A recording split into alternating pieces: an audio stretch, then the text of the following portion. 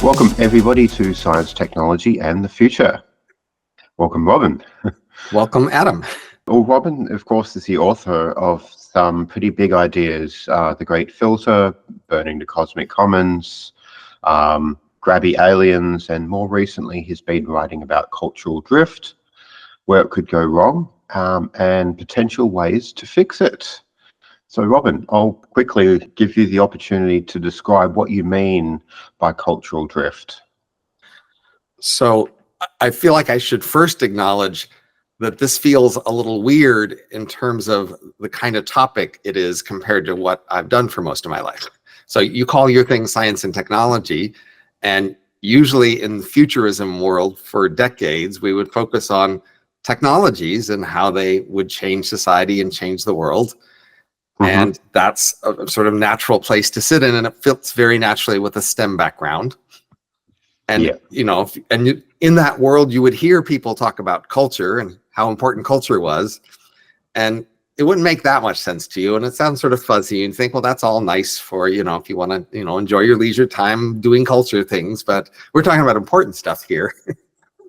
And, you know, I would tend to dismiss that sort of discussion. So I feel somewhat embarrassed and awkward to have to come around and say, oh, well, this is really important, actually. This is central. So, well, it's interesting. Yeah, my channel name is Science, Technology in the Future, but often I end up talking about philosophy, ethics, and other things that people wouldn't normally associate with science, technology in the future. So maybe there's been a bit of a drift. Right, or just maybe everything's connected, and if you're going to talk about interesting stuff, you can't that much predict where it'll go. You just have to leave yourself open to where your reasoning will take you. So 8 months or so ago, I started to think about fertility because I realized that if population were to fall, we wouldn't have the same per capita growth because innovation would slow down and grind to a halt. And I just think of so many things in our society as driven by innovation that that's a really radical scenario to think about. It's really disturbing to imagine innovation grinding for a halt and then staying that way for several centuries. That basically puts off many of my technology futures. The age of M or even cryonics, basically cryonics, I'd have to wait for several centuries to be revived if it wasn't revived before this fall, and that's a pretty disturbing scenario. And so I started to think a lot more about fertility and what was driving that. And I think we can at least identify some policies there that might reverse the problem. They're maybe hard to get people to adopt, but I think we can figure out some things that could work. But if you think about the proximate causes of fertility fall, they end up being cultural trends. Trends like longer career paths of education, moving from cornerstone to capstone marriage, higher standards for how much attention parents should pay to kids, less involvement of grandparents, you know, a lot of social trends who end up pushing for lower fertility. And these trends are different all around the world, but nevertheless, the overall fertility decline is much more consistent around the world. And so something suggests that cultures around the world aren't as different as you might think, because they have some variations, but they end up with this relatively consistent overall trend. And that culture is a proximate cause of fertility decline. And that makes you wonder, well, gee, why are cultures pushing this way? Or even why are they changing so much as they are? And so I switched to thinking about cultural evolution, how culture works. And there's a whole field of cultural evolution that's relatively sort of mathematical even and scientific, trying to model itself on biological evolution as a variation on traditional biological evolution. And it seems to be pretty solid. Say the recent book, The Secret of Our Success by Heinrich, is a book about that topic. And if you think about cultural evolution, you realize that it can go wrong in some ways, and that it might in fact be going wrong in our world today. and that might plausibly be behind fertility fall. And therefore, this problem I was focused on, which is pretty serious and hard to fix, but at least we can think of some ways to fix it. And there's an underlying problem plausibly causing that, which is deeper and harder to fix. And so I've been thinking about that for the last 3 months. What is it, and how could we fix it, and how can we understand it? So this isn't explaining it yet. I'm sort of setting up the context for why we would care about this and why we want to think about it a little better. Okay, so the key idea of cultural evolution is that humans had the superpower that other animals didn't have, which is the power to copy each other's behavior. Horizontal transfer. Say again? I mean, horizontal transfer. Yes, of ideas. right. That is, yes. So, and there are analog models to biological evolution, which are cultural evolution, which include ways culture moves from not just your parents, but from your parents' associates and from your associates, and slightly different models for how this works. And this allows change to be much faster, and has allowed humans to speed up our change and growth compared to other animals. It's the source of our superpower, even more so than our intelligence. Plausibly, what we needed intelligence for was to allow culture, but once we had culture, we could go zooming fast. So it's really important to understand what it is and how it works, to understand how it is we're doing so well. There's innovation. You've mentioned that fertility brings innovation, or there's a connection there. So I guess once we reach a certain level of intelligence, are you saying that we could just have more intelligence by sheer numbers of people, and therefore the numbers of people would increase overall cognitive power? Well, so other animals, so how does it work? For other animals to have better behavior, they have to encode it in their DNA and then express their DNA when they grow up, which is a very slow process for selecting for different DNA that encodes behavior. Whereas for humans, we could, invent a behavior or stumble into a behavior, see that it works, and then other people could copy our behavior because it was working for us. And then we could accumulate a library of good behaviors much more quickly than we could by encoding them in DNA.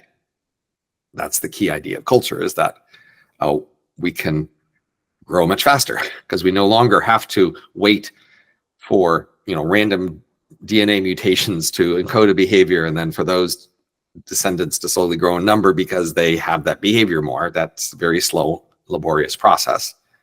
Whereas if we can just copy other people's behavior that seems to work, then we can quickly accumulate a package of behaviors that work.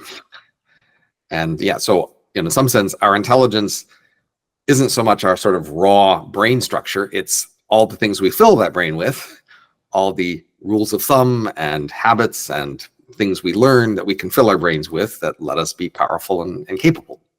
So that's humanity's superpower. But it's a new system, and it's crude and not as reliable as DNA evolution. It's only been around for a few 100,000 years.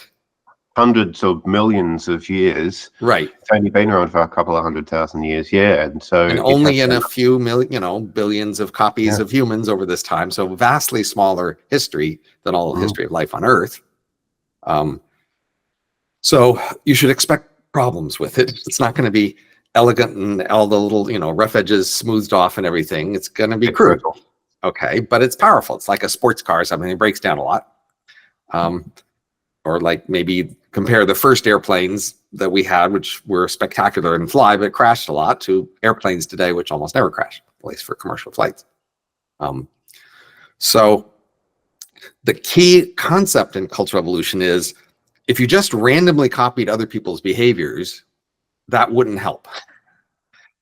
Just having some people copy other people's behaviors at random just leaves the same pool of average behaviors, and we don't get a better pool of behaviors. The key thing for cultural evolution to work is to be able to distinguish success from failure and copy success. So for example, if you want to be able to better fisher, and you can go look at a bunch of people fishing and you can see who catches the most fish, at least per hour of effort or something. And you want to copy their fishing behavior. And then you could be the better fisher. And if everybody does that, we'll all slowly get better at fishing. If we all copy the best fisher's behavior at any one time. Then if somebody manages to change how they fish and that works better for them, we can see that it works better, then we copy them. So, cultural evolution doesn't work without being able to see success somehow. And not just see success, see roughly what kinds of behaviors are related to that success. If you copy everything about the best fisher, how they dress, how they sleep, blah, blah, blah, right? It won't be as smart as if you know fishing behavior. When they're next to the water fishing, copy that stuff, not just everything, right? So that's cultural evolution. It's tied to being able to see success. Mm-hmm. So it's not just, you just got to find the salient forms related to fishing that works, and not just how, the color of the fisherman's hat, or the particular brand of fishing rod that they might have, as long as it works. Right now, but a lot of our intelligence and ability to reason was plausibly created by cultural evolution. We have powerful intellectual abilities, but they may not be so much embodied in our brain structure. They may be things culture taught us. And obviously culture taught us how to do math, how to do writing and reading, but it may have taught us just very basic reasoning. Other animals don't seem that good at reasoning, at least we can't tell. And even our most basic cognitive capacities that we're proud of as humans, they may have come from culture. They may have come from this process of copying each other's habits. It reminds me of a really interesting idea. Do you think, if we were to take a baby, just give it all a book with all the information, and it would be able to speed run its way through to modern civilization much faster than we would get there? If that history showed, compared to somebody who lived in this day and time, and if you put them back 15,000 years or even earlier, do you think they'd be able to speed run much faster to modern civilization, knowing what modern civilization is today? Perhaps they would, because they would have had all that cultural stockpiling behind them. Right. They'd have to find a way to translate the knowledge they have that works in our world to this older world. Yeah. And so a lot of what we know only works because we're in a modern context. And it's a challenge. So certainly, King Arthur's, Connecticut Yankee and King Arthur's Court, those sort of stories, the characters have to be very careful to find something from the modern world that actually works in the old world that they can impress people with.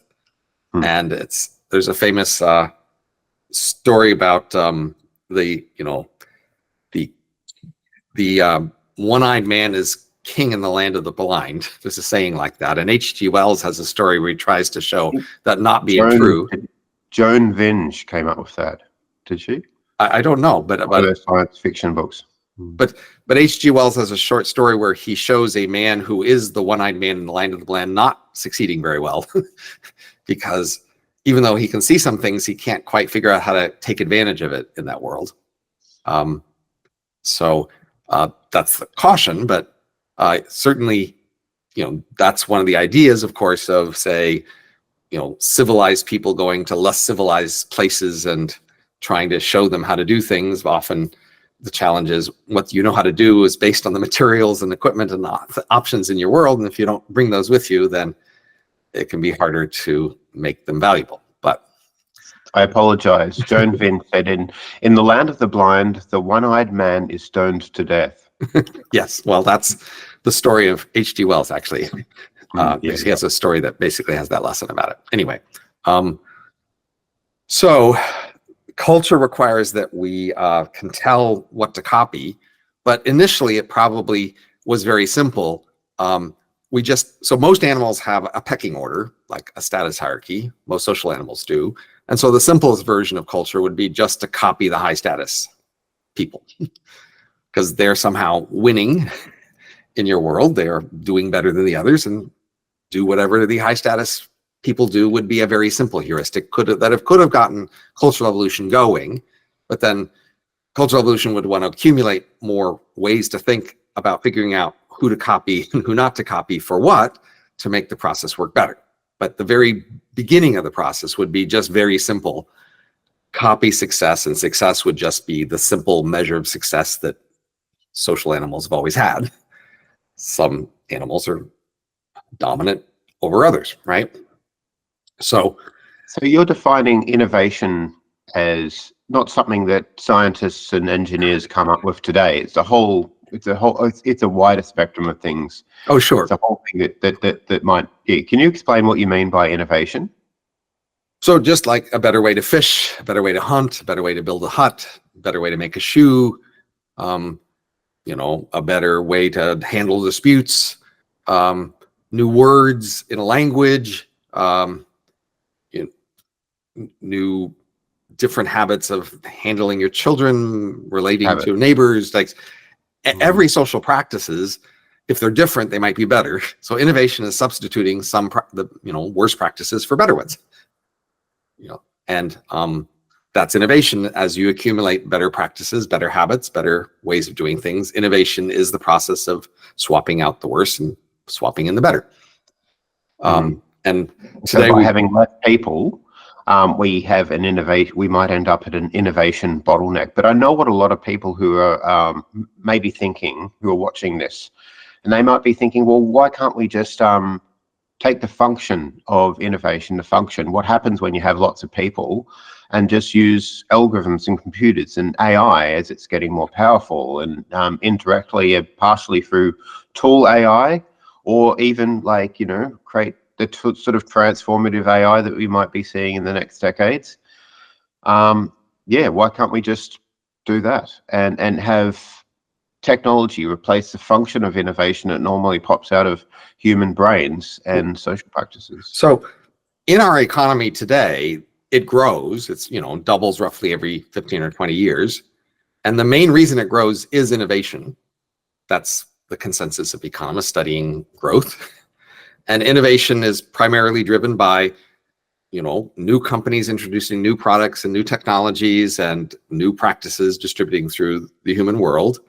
And we use whatever aids we can in all our technologies, including when we innovate. And innovation has been helped somewhat by, say, having the internet and having, computer communication, and then being able to do experiments online. And, all of the technology we've accumulated has been used in general to try to improve our innovation. But it's slow and hard.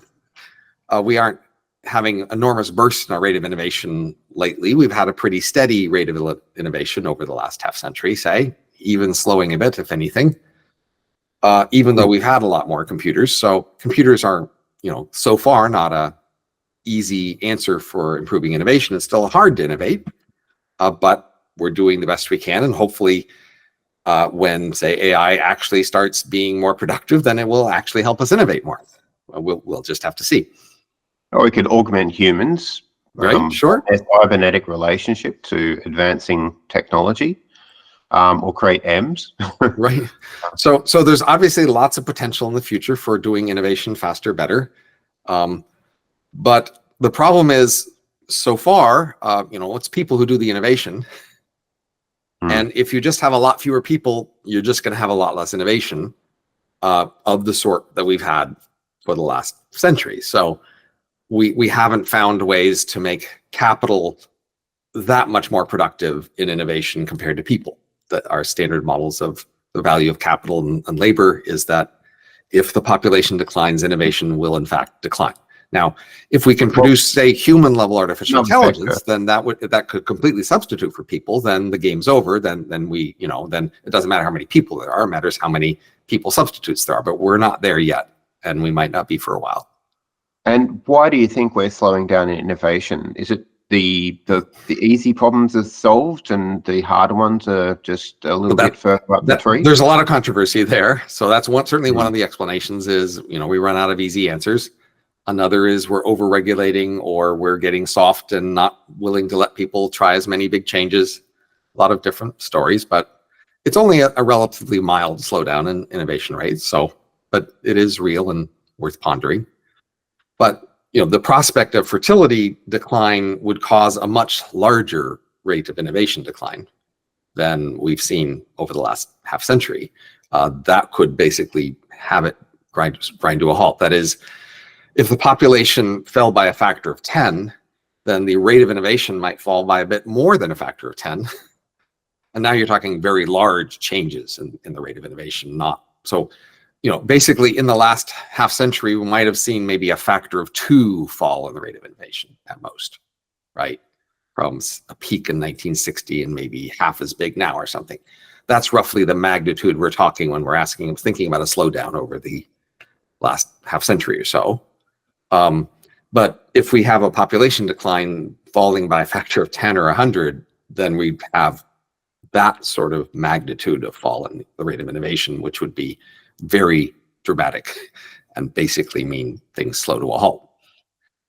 Then you'd have a world of very little innovation, and I think that also would make it less liberal, because I think a lot of the liberality in our world has been driven by innovation and the need for being liberal to promote innovation. So that's another thing you might worry about in the dark ages that could follow a population peak and decline, is innovation grinds to a halt and the world gets less liberal.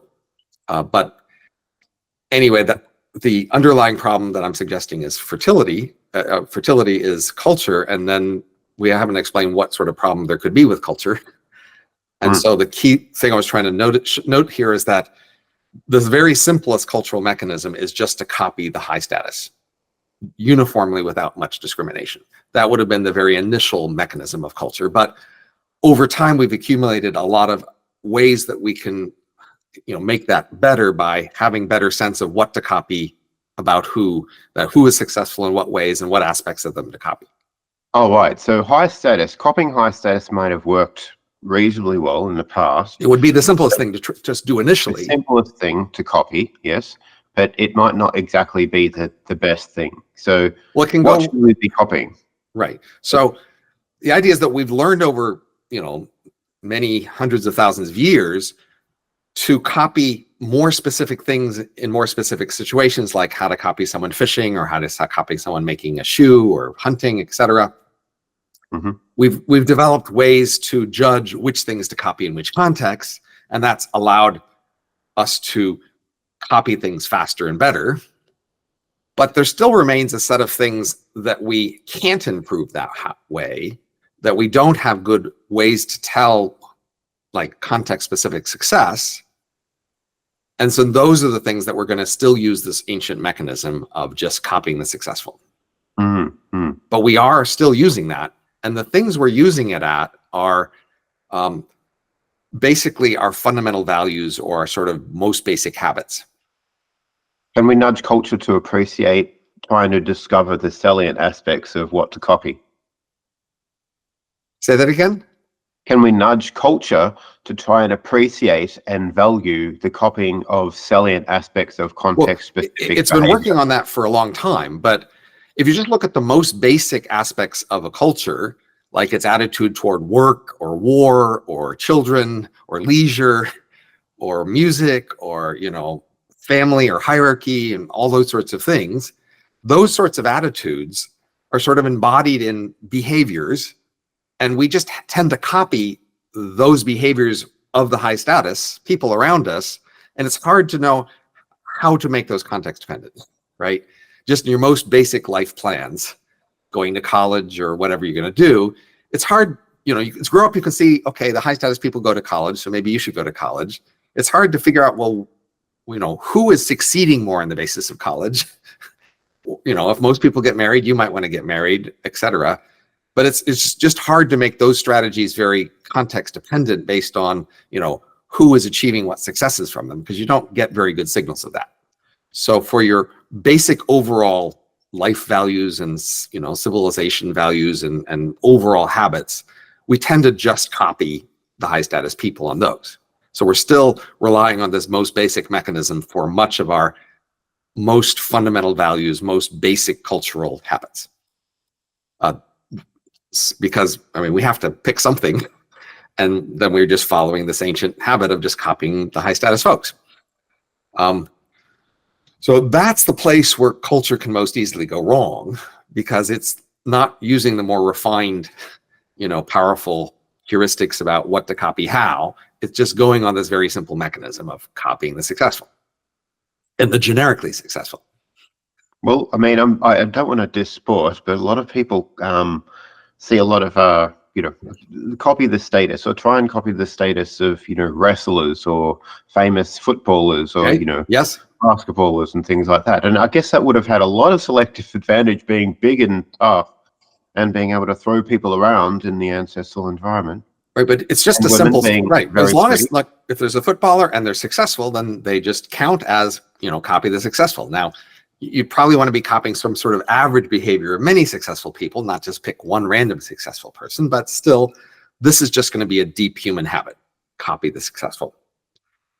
But this is the part I think we could be going wrong on. So, copying the best fisher people, I don't think we have a problem with that. I think that works fine. Copy the best coders if you want to be a coder, the best writers if you want to be a writer. Yeah, that all works greit. And that'll continue. Or copy the best AI if you want to be really good at Go. Right, for example, if you can. It might not be clear how the AI does its thing to you. Might be clearer how somebody does fishing. It doesn't explain what it's doing, yeah. Right, okay. So this habit of copying the successful works, is more of a problem when you don't have good, finer indications of what to copy how. You're just copying the generic successful. And another way there could be problems is some kinds of things we copy are tied together in shared behaviors. So some kind of behavior, you can just be different from people nearby and nobody minds. Like you can like a different TV show or a different style of music, maybe a different way of decorating your couch. And within a certain range of variation, people don't mind your being different.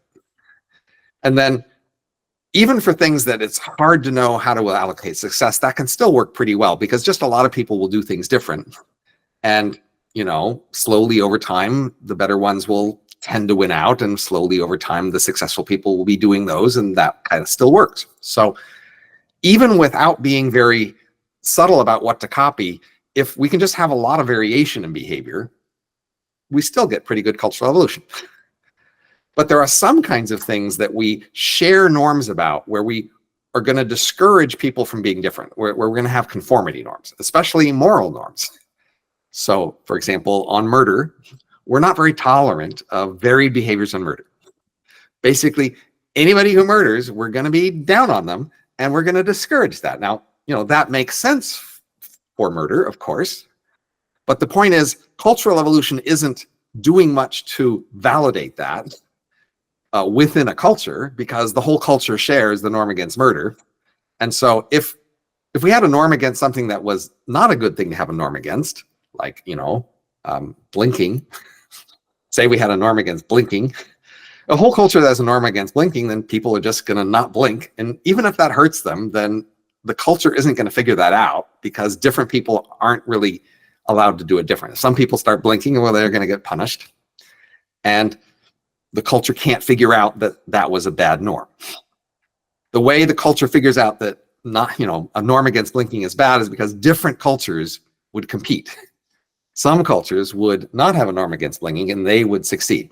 So when we're talking about the evolution of features that we can't figure out exactly context-dependent signs of what to copy, and we're talking about features that are shared across a culture, then the way cultural evolution figures out those is through the competition between cultures, not competition within a culture. Right. So that's interesting. I want you to clearly explain the difference of the. So I want to do it by analogy. So think of species. The larger a species is in terms of the number of members, the more rapidly it can innovate within the species, because if any one part of the species comes up with an innovation, it can spread to the entire species, and there's just more places where any one innovation could start. So some kind of innovation can happen within a species. That is, those are the features that can vary within a species. Like if dogs can have bigger ears or smaller ears, then a large species of dogs can more quickly figure out what size ears make sense in its environment, because lots of different ear sizes will be tried, and then the best ones will win out. But species have features that are common across the species that you can't vary within the species, sort of the basic structure of the species. And for those basic structures of a species, within species evolution doesn't find those answers. So for that, you need between species evolution. That is, there are different species that have different structures, and then the ones with the better structures win out over the others. So biological evolution has these two levels. There's evolution within a species and evolution between species. And there's a trade-off. The bigger each species is, the more within species evolution you can have, but the less between species evolution you'll have. And that's a trade-off. So, and for example, in the ocean, the habitats tend to be larger. So the species tend to be larger. They have more members in the ocean. But on land, the habitats are more fragmented. There's forest and mountain and desert and stuff like that. And so they tend to have smaller species and more species. And on rivers, they're especially fragmented. And in rainforests also especially fragmented. Lots of little tiny niches where little habitats where species can be. And so there's just a lot more species and a lot smaller species in rainforests and rivers, and on land to a lesser extent compared to the ocean. So now we can compare which of these places does innovation better.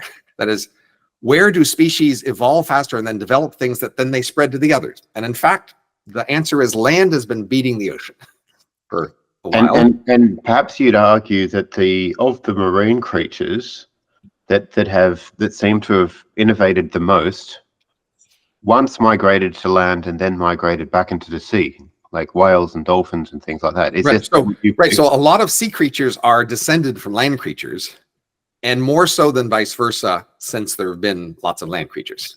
So the fragmentation of land, and especially rivers and rainforests, has been a fount of overall innovation that has spread to the oceans and spread to other places. So more total innovation has happened in the fragmented places than in the larger integrated places.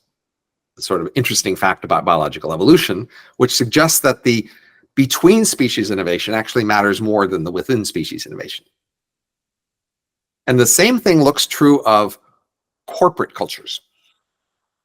So corporations have cultures, and the culture of a corporation is actually the main thing that makes it different and valuable compared to other corporations. And corporations' cultures change over time. And there's the question, do they change for the better or for the worse? And there is then evolution of culture and innovation within a company, and then there's evolution between companies. So overall innovation in the economy of firms is composed of two parts. One is that each firm slowly gets better over time. It invents little things inside and then spreads them within that firm. And then the other is that innovation in the entire economy is also due to some better companies replacing worse ones, analogous to the better species replacing the worse species. See? And in fact, also it seems to be true that the competition and innovation between firms matters more than within firms. That is, in some industries, basically, the improvements you see within a firm are less than half of all the improvements, because the rest of the improvements are coming from just replacing bad firms with good firms. So there are these two levels of innovation within species and within corporate cultures. There's within a unit and there's between units. And it looks like in both of these cases, between unit innovation matters more.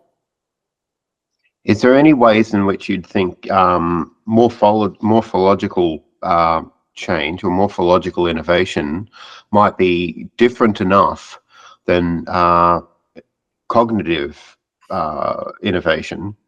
I mean, ideas change a lot quicker, and ideas are more malleable, and ideas can so that's why we look at corporate cultures. Corporate cultures are the idea innovation. So if you doubted the example of species, then corporate culture should be more comforting to you as an example. It's much closer. So what we're going to make. The question was, how are they different? Or do you think they're analogs? It's just one's a lot faster than the other. So corporate cultures are a lot like macrocultures than species are, is going to be my claim. Because what we're going to be mostly interested here is in sort of macrocultures, whole societal cultures. And corporate cultures are a closer analog to that than species are. But I want to point to both of them as examples that suggest the same thing. They aren't disagreeing in their lesson, which is there's innovation within cultures and there's innovation between cultures. And so just like we said, the norm against blinking, say, if a culture has that norm and it just punishes anybody within the culture who deviates from that norm, that culture isn't going to find out that that's a bad norm. The way the world will find that out is some other culture that doesn't have that norm will win out. And because it doesn't have the stupid norm against blinking. So that's the between culture innovation as compared to the within culture innovation. So the thing like copying the fishing, you see, that's easily handled within a culture because different people in the culture are allowed to fish different ways. And as long as different people can try it different ways and people can see what works, then within culture evolution works great for things like that. But there is also the between culture innovation. That is, there are these features that whole cultures share, including values for children and light and death and work and family and, you know, war and all sorts of things. And those sorts of values tend to be shared across a culture. And then individuals within cultures tend to be punished from deviating from those shared cultural values. So in order for those to be set well, we need more between culture competition, where different cultures have different attitudes towards children and marriage and work, etc. And plausibly, if the analogy works, that stuff could be even more important than the within culture innovation, because it seems more important in the case of species and corporate cultures. So then we want to turn our attention and say, okay, how healthy is our between culture innovation process, the process that would produce, you know, better choices there? And so for that, we want to look at three key parameters. There is diversity. How many different macrocultures do we have? Then there's selection. How strong is the selection pressure to, you know, pick the better ones and delete the worst ones? And then there's third, which is how much do these things just change internally? You know, move away from whatever they are to somewhere else. And all three of those parameters are actually a bit disturbing. So a couple centuries ago, say 3 centuries ago, most of the world was full of hundreds of thousands of little peasant cultures. Each group of 1,000 or a few thousand people was actually a relatively isolated culture who could do things different and often did things different and didn't actually depend that much on the rest of the world and was pretty near the edge of survival. They suffered pandemics and famines and invading armies. And so there was pretty strong cultural selection, i.e. if a peasant culture went off the rails and just started being weird about, say, blinking, then if that made them suffer enough, then they would just be deleted and replaced by other local cultures. Sounds pretty. I mean, we wouldn't want to delete whole cultures today. They did. I mean, they just... No. they just went away, but nobody was recording them or caring much, but yes. And there's lots of variety, hundreds of thousands of them, and great selection pressures. So presumably these were pretty close to functional, right? They were, if we think of the space of all possible cultures, if they think there are sort of functional adaptive corners of that space, most of these peasant cultures were probably near those adaptive corners. They worked, because if they didn't, they got out competed by the other ones. Okay, now in the last few centuries, we made 2 big changes from that. The first is we replaced little peasant cultures with national cultures.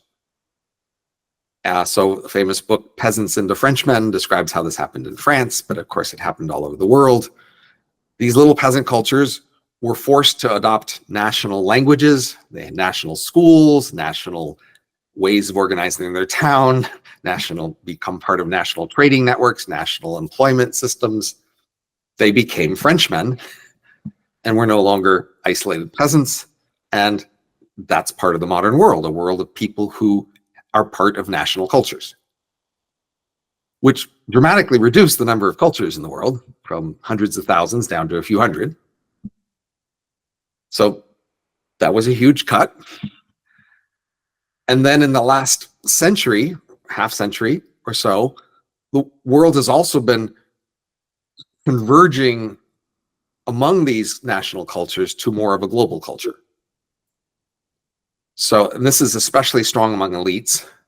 Elites all around the world, they tend to sort of go to the same conferences, went to the same schools when they were young.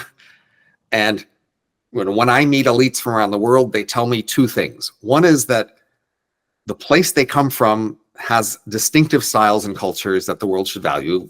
Where they say, I'm from Brazil, and Brazilians, they're different in these ways, and the world should value these ways they're different. But then they'll also tell you that they personally don't embody any differences that would be a problem. They would personally work just fine in any global organization, corporation, committee, anything. So they embody world culture of elites. So, and I think you can see many ways in which the world differs on the surface, but when you get down to deeper values, there's much less variety. So, for example, on policy, only one country in the world allows organ sales, which is Iran, and the rest of the world is always constantly trying to figure out how they're going to get them to stop. Nuclear energy, airline regulation, electromagnetic regulation, and lots of different kinds of regulations and practices. The world is pretty convergent. We saw that in COVID, definitely. Very quickly, the world elites discussed what to do. They agreed, and then the whole world basically did it the same way that the world elites had agreed on. So these are evidences that the world's been converging on culture. And I think the convergent fertility decline is dramatic evidence that the world's cultures don't really vary as much as you might think. Because a world of, actually very different cultures, some of them would have much higher fertility and they would maintain that. But, so far the only places that have high fertility are the ones that are still poor. And, there's this long trajectory where poor nations were high fertility, and then they got lower fertility as they got rich. And so it looks like the few remaining poor places, mostly in Africa, will probably fall in fertility as they get rich. And, if you go there and visit, they are trying desperately to integrate in the world economy and culture. They want to be like other places, and they are trying to integrate as best they can with other places. So these two things that happened are greatly reducing the variety in world macrocultures. Mm. So that's one concern, is the variety is way down. Now, this reduction of variety definitely had advantages by promoting within culture innovation, by merging all these cultures together into a single world economy, et cetera. We have enormously more powerful economic growth, innovation of business practices, technologies. The world's been doing great at getting rich, peaceful, healthy, but all of those things mean there's less cultural selection. People aren't dying in so much of famines or pandemics or invasions. So there's really much weaker cultural selection of cultures lately, in part because having so many fewer cultures meant we've really succeeded at this within culture innovation stuff. Mm-hmm. So those two things should be disturbing.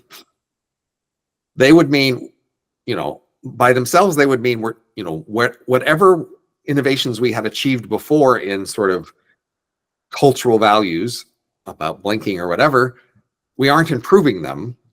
But you might think maybe they're good enough. So maybe what we had before, we're not improving them, but we'll still do fine because, the things we had were the result of thousands and hundreds of thousands of years of evolution producing these macrocultures. And so even if we've turned off the engine of improvement of macrocultures, as long as they don't get worse, maybe that's okay.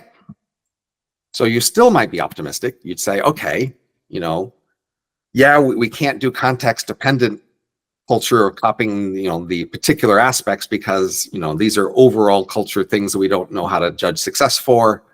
And yes, it's hard to vary them within a culture. So, they need between cultural innovation, but you still might think if we just keep things that we used to have that were pretty good, then that'll probably be okay. Maybe sometime in the future, we should get back to like working on having more variety and selection to learn better about how to improve our macrocultures, but things would be okay. Now, unfortunately, it seems like we are not willing to just leave them alone. We also have this surprisingly high rate at which we are changing our macrocultures, and in large ways, and ways that aren't plausibly, disciplined by selection. So you could, we talked before, if you look at my lifetime, we've just seen large value changes, large cultural changes that are just well known, and not only known, but just eagerly pushed for. In fact, in our world today, people get a lot of status out of being the people who caused cultural change. And the winners of cultural fights gain high status for being the winners. And so there's enormous amount of energy for people seeking to figure out what cultural changes they would like to push for and cause, and fighting over cultural change, and then being high status for being the people who cause change. And there doesn't seem to be a place where that stops. That is, we didn't just like fix some problems and then stop. We keep changing and changing and changing for a long time. And from the internal point of view of a culture, that feels great. Like, people really love the feeling of status they get from feeling like, I've always thought culture should be this way, and when it was that way, I think that was just wrong. And thankfully, people like me stood up for ourselves and advocated for a certain change, and it happened. And we're so proud of the world having followed our advice to change culture this way, and we want to push for even more changes in those directions. And we're hopeful we might, but there's these other people opposing us, and they're evil, and we're going to fight them. And there's just huge emotional energy wanting to do that within our cultures. It's one of the favorite thing many people like to do, is to join culture wars and to push for culture change of the sort that feels like it's right to them. There's a lot of conferences which are us billed as being disruptive events. This sort of disruptive culture is something that really is attractive to the younger crowd. Right. Now, if you're just disrupting technology, if you're just disrupting like how you fish or something. So we said there's whole areas of culture that work fine because we have good metrics of what counts for success, so we can just copy success. So I don't want to be denigrating at all, attempts to disrupt fishing or other technology practices where we have a good outcome measure that will lead us well toward figuring out what's better.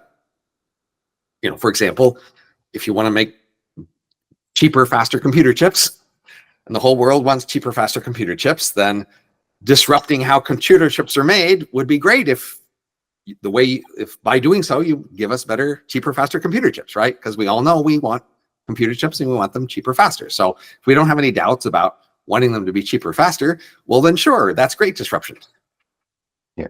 Well, there's top-down manufacturing, which at some stage is going to get really, really slow at innovating because there's only so much you can do with etching with light.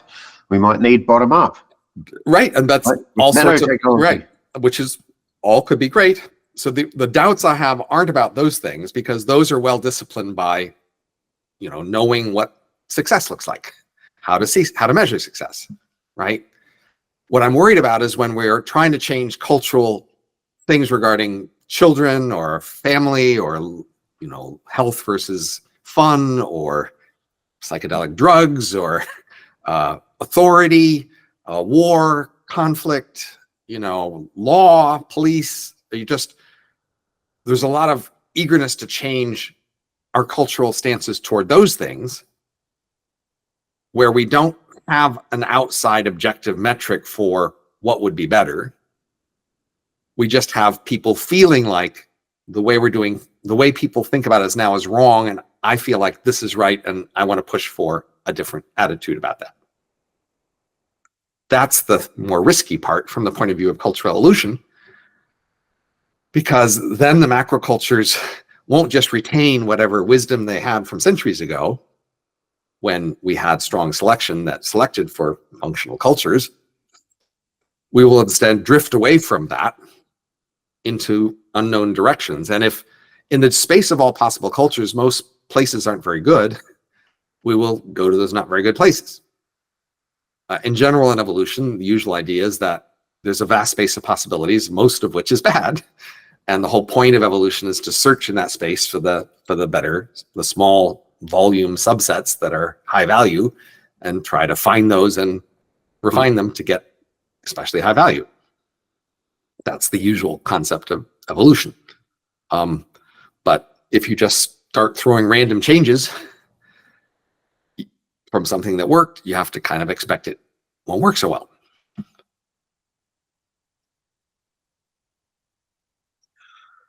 Do you think that, okay, drift and selection aren't mutually exclusive, right? They often happen together. Right, so exactly. They do typically happen together, and then there's a relative magnitude to it. So if you have a modest amount of drift, but more selection, then it won't drift. So then when you're driving a car, basically, you know that you're trying to keep the car in the middle of the lane or the middle of the road, and there's random things that will disturb that. And if you weren't watching the road, then the car would just typically drift off the road, causing severe problems typically, right? So, but you have a selection process, a correction process, whereby you notice deviations and you push it back toward the middle so that you can keep on track on the road.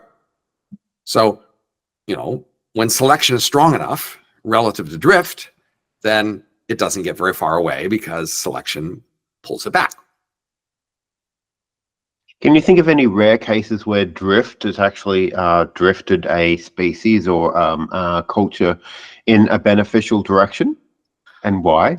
Well, I mean, there's this idea of, you know, getting to another hilltop. So the idea that, you know, the evolutionary landscape isn't just single peaked. There are multiple peaks. So you need to find ways to go downhill for a while before you can go uphill again.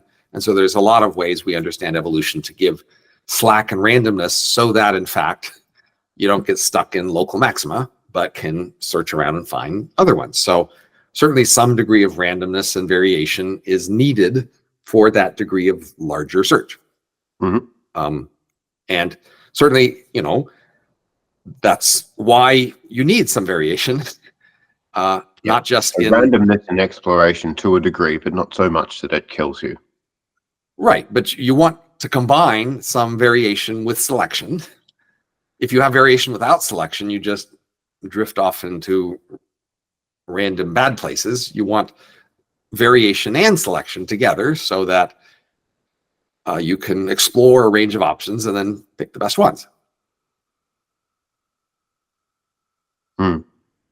Yeah, I find it kind of disturbing that in order to keep innovation going on one strategy is to keep just to keep the birth rate up. I mean, creating more people who sit around and consume, not necessarily contribute to innovation directly. They might not even go to work. The hope is that extra human brain power and extra humans to fill the, I guess, the gaps to keep the system going, the civilization going, right, so that we can have the people sitting in labs doing all the experimentation, coming up with better ways to create computer chips or better algorithms for better AI or better ways of governance. It can't be just around just population growth. Of course it's not. So we could elaborate a more complicated model of innovation in the world. The question is, the things that are causing population to decline, can they be overcome by some other variations in order to keep innovation high? That's the challenge you're trying to imagine. You might say, well, if we accept that population will decline, then maybe we should be searching for ways to adjust other parameters so that we could retain high levels of innovation in the face of falling population. That's not crazy, but it is hard. So one thing to realize is economists for a long time have understood that innovation is the most important thing in the economy by far. And if we should be figuring out how to promote innovation as best we can, because that's overwhelmingly important. And we have studied different ways to promote innovation for a long time. And what we found is the ways people have to try to promote innovation, it's just really hard to make them work. We have consistently failed to find ways to do very much promotion of innovation. We have found some ways. So for example, one of the best things is research tax credits. When you give companies tax credits for doing research and development, that tends to promote more research and development, which is good for the overall economy. Other things we try to promote, like with patents and copyright and funding government-funded research and things like that, they don't tend to work that well. And so we don't really know very well how to promote innovation. Another way to think about this is Silicon Valley, say, is famously innovative. And lots of other nations and regions around the world have said to themselves, we want to be the Silicon Valley of X. Silicon Valley of Australia, Silicon Valley of South Africa, whatever, right? Lots of say, how can we copy? How can we be like these innovative places? And lots of regional governments have tried to copy whatever they saw as the successes of Silicon Valley and other innovative places to be innovative themselves, and have overwhelmingly failed. People just don't apparently know how to be the next Silicon Valley. They try and they fail. So these are warnings that, yes, we know we would like to promote innovation, but when we've tried to promote innovation, we haven't succeeded very well. One of the best things we might think to promote innovation is just do less regulation, and the world's just said, no, we don't want that. But one of the most consistent sorts of recommendations for having more innovation is less regulation. And most of the world is just not willing to do that, basically, for that purpose. So mostly innovation happens more in the places that happen to allow it, where regulation happens to be weak. So the point is, it'll be hard as population declines to adopt policies that correct for that, because we already have enormous incentives out there to be the place, the fount of innovation. Everybody wants to be the next Silicon Valley, and they keep trying and failing to do that. So it's just obviously not that easy to do. Well, I mean, I worry that in some regard, types of deregulating may lead to more chaos, and the types of chaos that we may end up in may be very dangerous because of the, I guess, the technological capability that we have today. There could be spikes in dangerousness that could be discovered quite early if we deregulated in certain ways. I wouldn't want to see a deregulation of control of biotechnology labs, for instance. Right. We don't want backyard experiments going haywire. United States was unusually innovative, in part because the United States was unusually low regulation.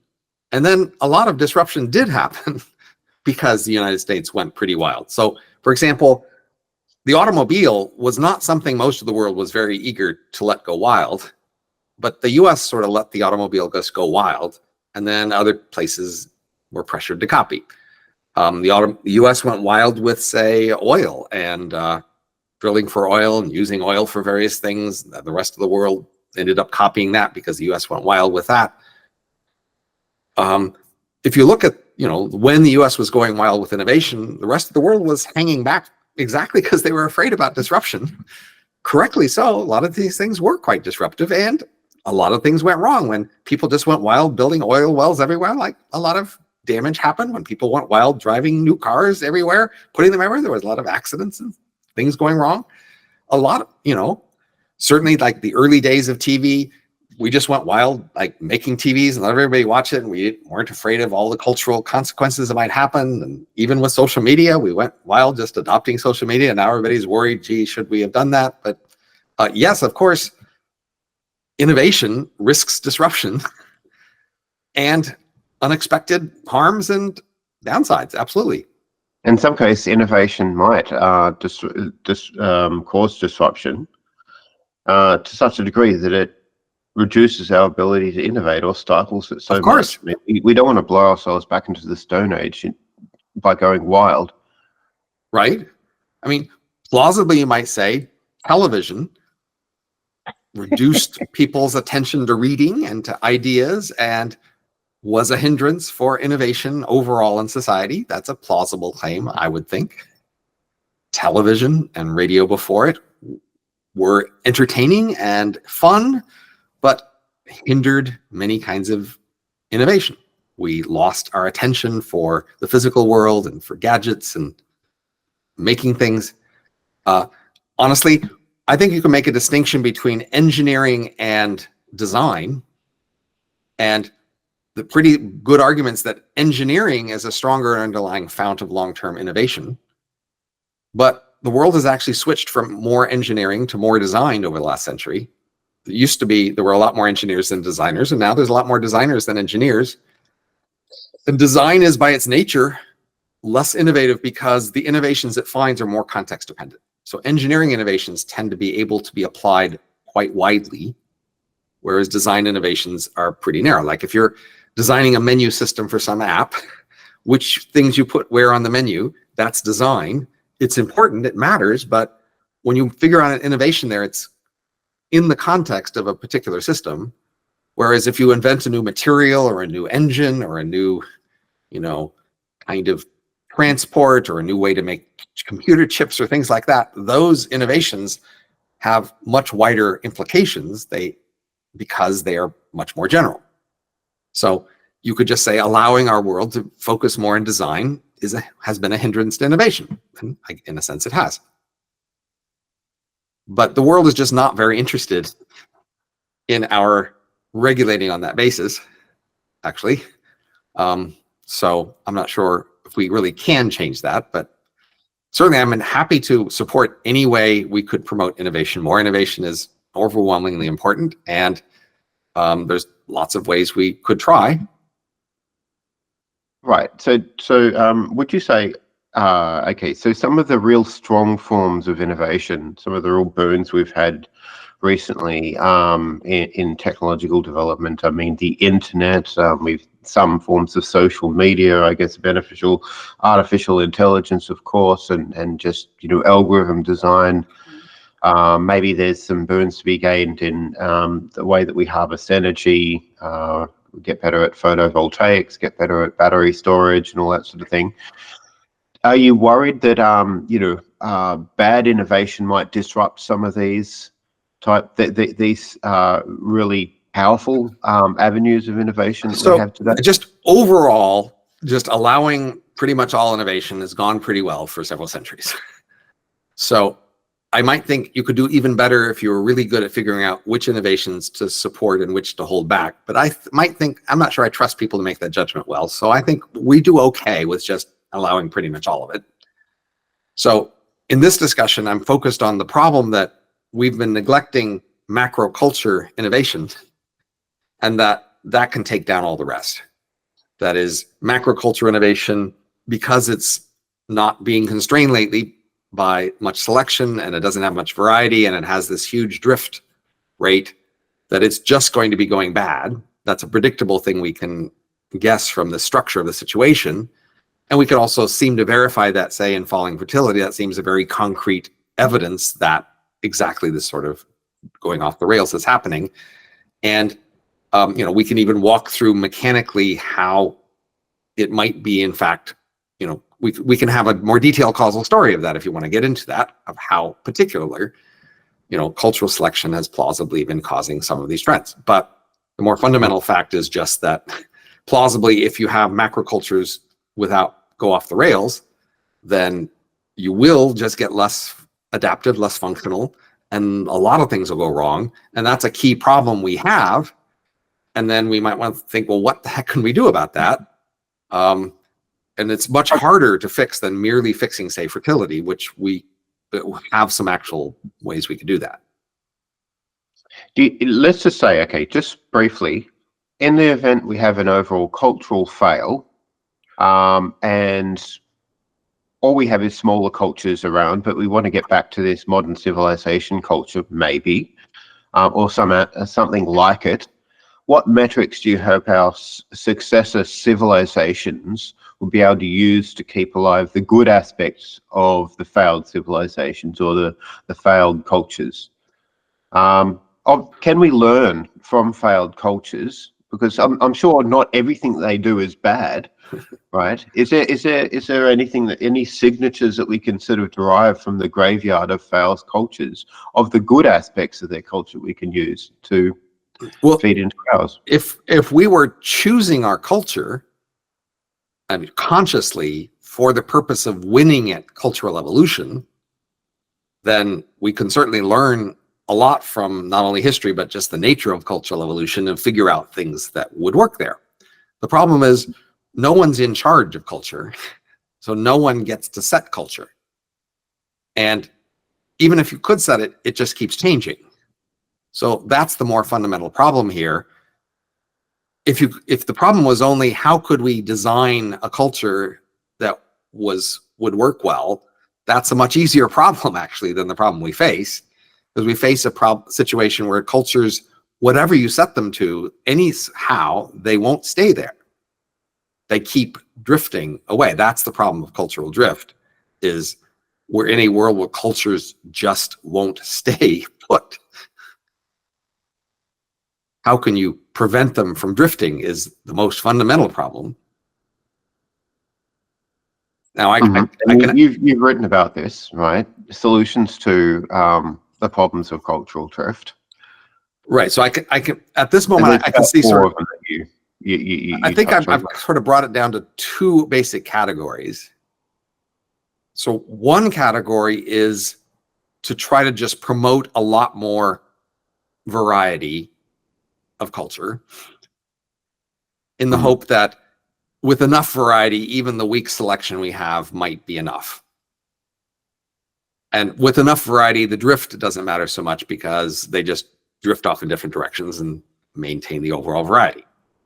To do that, I think we would need something like a deep multiculturalism. So in the world today and in the past, there have been people who celebrated the idea of multiculturalism, the idea of encompassing a range of cultures within a society and liking that variety and promoting it. But in fact, what people mostly seem to like is what's been called a boutique multiculturalism, where we have a variety of foods and clothes and holidays and hairstyles and songs and languages and, you know, ways to decorate houses.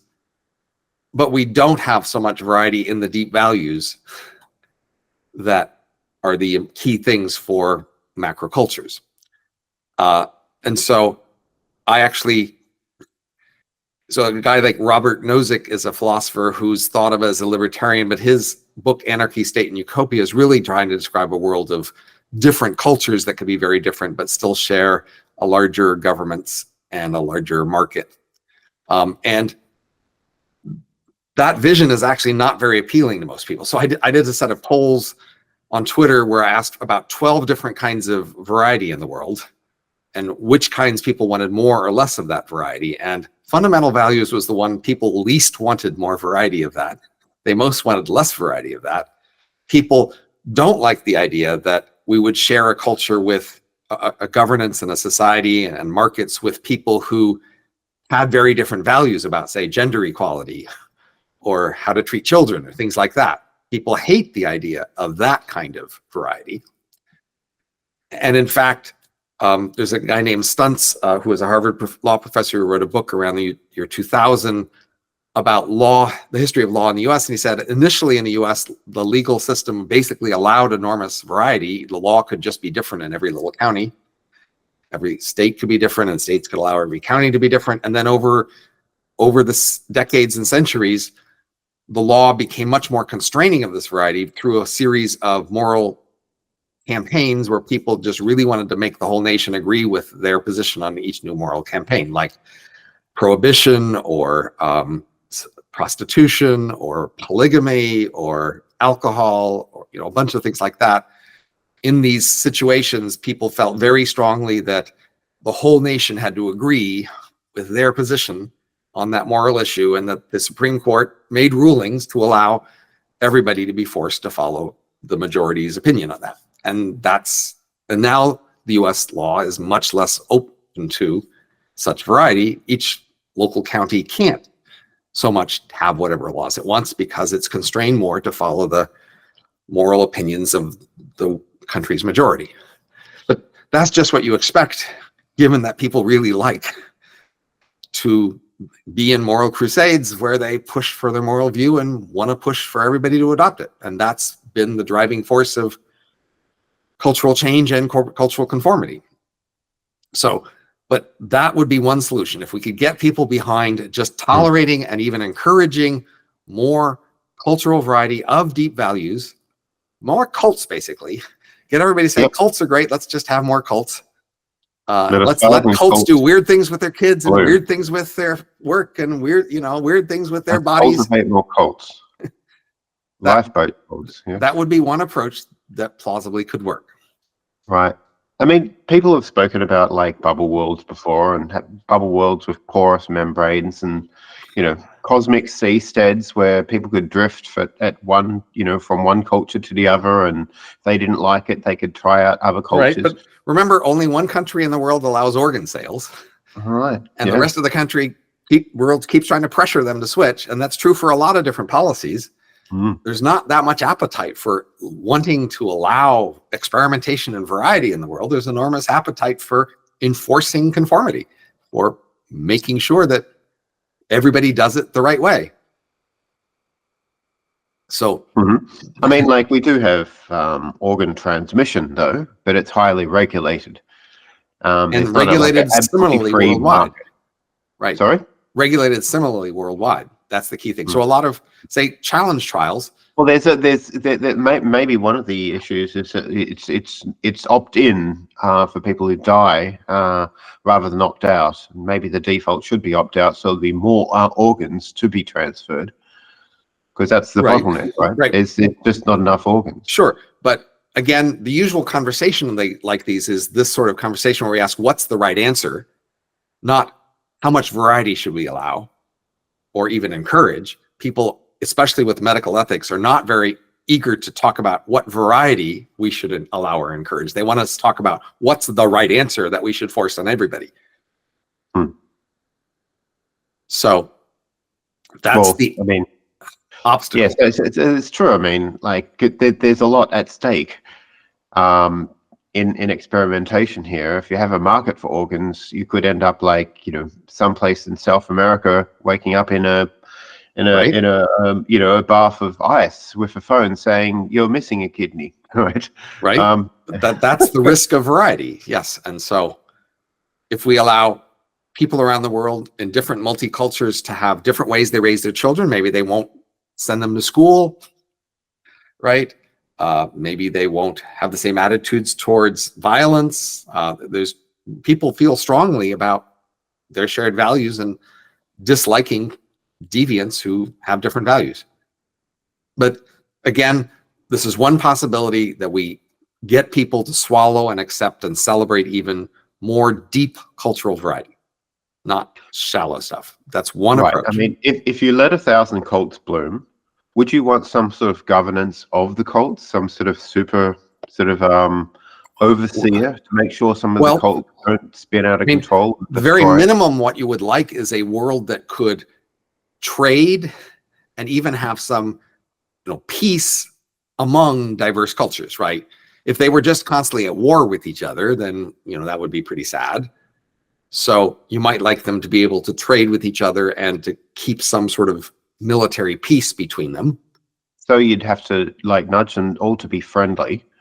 But with modern weaponry, things could go pretty pear-shaped if just one of them thought that, hey, let's do doomsday, and our cult needs to work. So, but the risk is that oblivion. Like, you think, well, we want a lot of cultural variety, and then you're going to have a list of exceptions where you're not going to allow variety on those exceptions. Now you have to realize that for each of those exceptions, you're not going to have cultural evolution on them.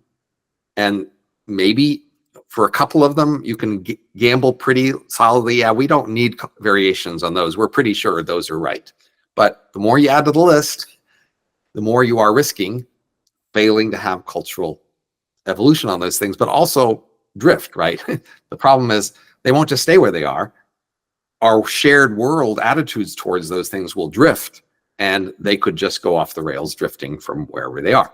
So that's the risk. But yeah, that's that approach. You probably will tolerate a couple of ways that the world shares something so that it can share peace and share trade, but you don't want to risk very many of those, because each one is a way in which we don't have cultural selection and we could have drift. Okay, let's drill down into that with the specific, weapons of mass destruction or weapons of potential mass disruption. Right. Yeah. So how do we regulate that such that we don't see drift, and we don't? That's the point. Is you can't regulate against drift of cultural values. So, we'll have to define what is a weapon of mass destruction, and then the world culture will drift in what it defines as such things. It might initially start out as nukes and bioweapons, but later it decides it's AI, and then it adds misinformation and libraries become weapons of mass destructions, and then they get to regulate those, and that's where drift could go. Or how would that work? That is, if knowledge is power, and therefore power in the wrong hands to translate into disruption. That is, one person with a very persuasive message could destroy the world by getting everybody to believe their very persuasive message, and we can't risk a persuasive demagogue having a voice to let everybody hear them, and therefore we must regulate against potential persuasive demagogues. Right. Sounds like a sweeping regulation right there. I mean, it's not. Right. It's not what we would adopt initially, but the point is, you can't constrain where the future will go with that. That's a key problem because the world doesn't want to constrain it. So the question is, how could you get the world to want to constrain itself from changing? So, but my second alternative solution is in the direction of this. So maybe we should switch to that. So my second alternative solution is to say, let's have these large shared cultures try to constrain themselves in terms of their future cultural evolution.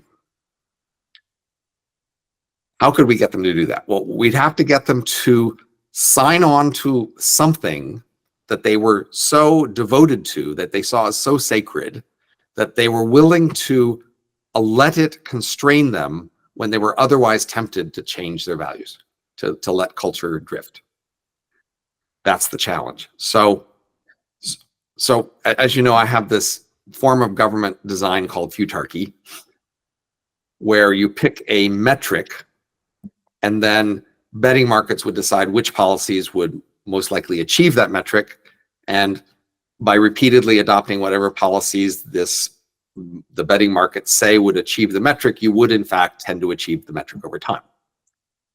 So if you adopted a Futarchy about some long-term simple values, like the size of the world economy or the amount of energy we use or the population or something, then the betting market speculators would know that certain sorts of cultural changes would tend to get in the way of that, maybe causing a population decline, economic decline, and then they would adopt policies to try to resist those. But then the problem is, people could just change the metric when they didn't like its consequences, if it didn't feel a very compelling metric to them. Because all these cultural value changes tend to feel very compelling at the time, and people feel very devoted to them. So the question is, how can you have something they feel as devoted to as that to get them to resist those sorts of drift changes? So here's an example that might work. We can at least think it through. Imagine we had a Futarchy around the metric of the date we get to the stars. And there's ways to define that, but that's a long way off. Okay, but maybe we're willing to treat this date of getting to the stars as a sacred thing, because this just isn't some economic metric or something. This is our cause. We we want to get to the stars. We are the community. We are the society that is going to get to the stars, and we have decided we want to do that. And then the Futarchy will see that if we allow population to decline or the economy to collapse, then that will put off the date we get to the stars. And then when it can see policies that might reduce those threats, it would adopt them. And then when people saw that those policies were pushing against some of their cultural values, they might let it happen anyway. Because they saw this getting to the stars date as a sacred thing that trumped their other concerns.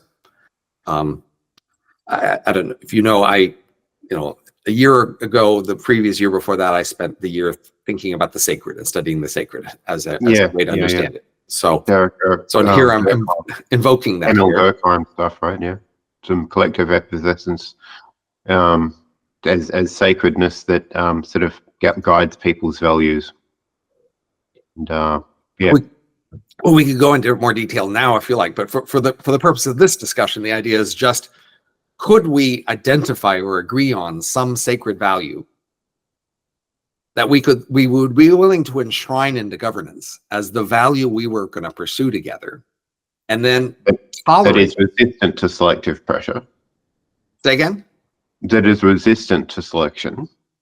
Well, that we are just going to not change as a large society that, isn't suffering much selection pressure now. So we would just adopt a governance structure as the United States, or even as all of the West or something, where we say, this is what we want and this is what we agree to.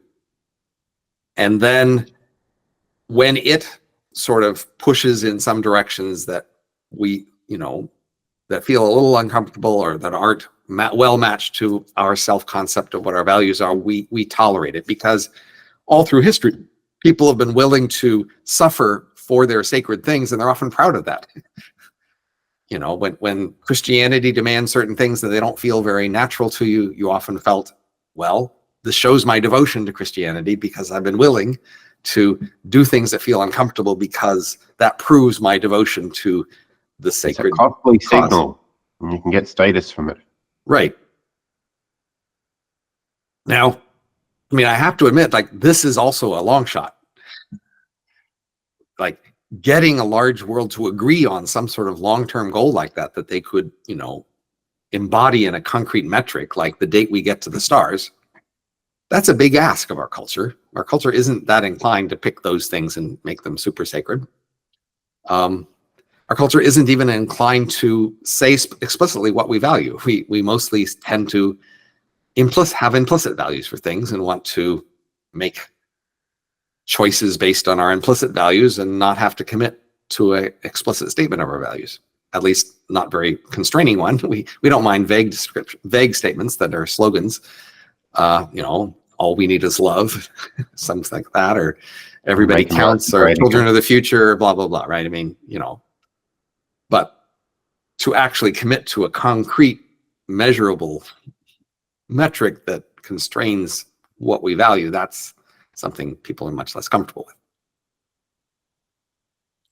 So when they see the sacred up close, with a magnifying glass, they won't appreciate it as much, because there's, some people don't like an aspect of the sacred. If you come too close to the cross, right, you might find, splinters. You might find parts of it you just don't like. Right. And it might but say the date we get to the stars is nicely abstract. Around the sacred. Right.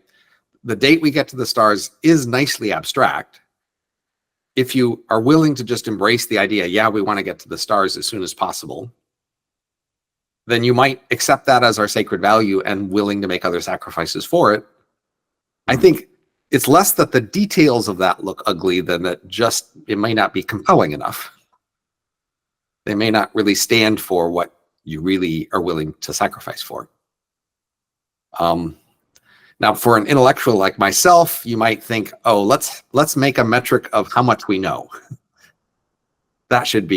Civilization should be devoted for some integral over what we know when, and knowing more sooner is the great thing we all want to do.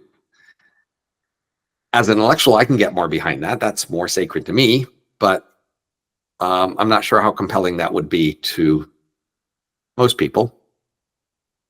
But the point is, this is the kind of thing you're sort of torn to. So this is awkward for me. Like, not only am I more of a STEM person who doesn't want to think about culture, I'm also more of a libertarian who doesn't want to think about empowering a government to, push everybody in a direction they don't feel like. Oh, that's what we're talking about here, empowering some government to adopt policies that push us all in a stated direction that may be at odds with what each of us feels like doing. I mean, besides these two alternatives, the default alternatives is just to accept that our civilization will in fact fall and collapse until it's replaced by something like the Amish or Haredim, who are insular fertile subcultures who are not so much suffering from cultural drift. And then a new civilization rises, which then has to go through all of this over again because it'll also drift and can't figure out how to fix it. Yeah, and they'll be at the same place we are, right? Right, except a little higher. The cycle will continue, and even if they have the sacred value of just having a large population and the sacred value of fertility, and that is a driver for innovation, they're going to reach up and hit against resource bottlenecks. I mean, there's practical limitations to fertility. Sure, but if you think about, say, the Roman Empire, there was a collapse of civilization before the Roman Empire, from the Bronze Age. It was a minimum there. There was a higher point in civilization, say 3,000 years ago or 4,000 years ago, and then there was a collapse. And then there was a rise again of the Roman Empire, and then there was a collapse. But the low that the Roman Empire fell to at the end was still higher than the low before the Roman Empire began. There were a lot of specific technologies that the world had in the poor Middle Ages that they did not have in 3000 BC. So if our civilization rises and then collapses again, it won't collapse to the same place it was in 1600. I think we'll still have electricity, running water, sanitation, even electronic communications. I think the world would have those things still, even if we lost much of AI or other large infrastructures. So the rise and fall of civilization can still take us higher in the long run. It's just be kind of sad in the sense of you might hope not to have to go through all these crashes and rises. And it becomes harder to imagine influencing wherever they end up, right? Culturally, especially. Like if our civilization... You could, if you know that you're a civilization about to collapse, but you do care about the future of general life, you may decide to try and have efforts to preserve certain types of information in non-destructible or readable ways, right? Well, the problem is that you need the next civilization to be willing to pick that up. So say we look at the Roman Empire. The Roman Empire was eventually replaced by the Christians, who initially in the year zero, say, was only 1,000 people or so, a little after that, and then doubled every 20 years for 3 centuries to eventually take over the Roman Empire. But then when they finally took it over, they did not keep everything from the Roman Empire. No. There are many things that were associated with pagan, heathen practices and attitudes that they rejected because they didn't want to be tainted by those things. And plausibly, our descendant civilization maybe feel that way about us. For example, much of our music, they might feel that it embodied the wrong sort of values, and they might reject most of our music.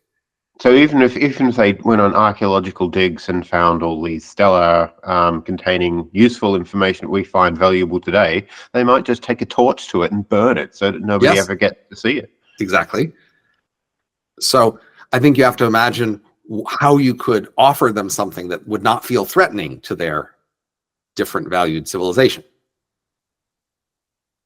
So as we know, the Amish and the Haredim are reluctant to embrace many technologies in our world.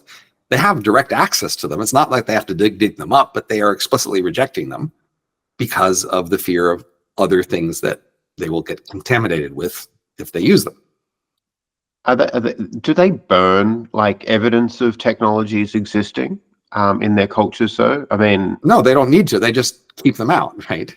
Right. Yeah. They just don't use them. For example, I'm just wondering if an like like the Heredom or the Amish, if in the future they might have museums of different ideas that different civilizations had that people would go and look at, but they just didn't use them in their modern society, right?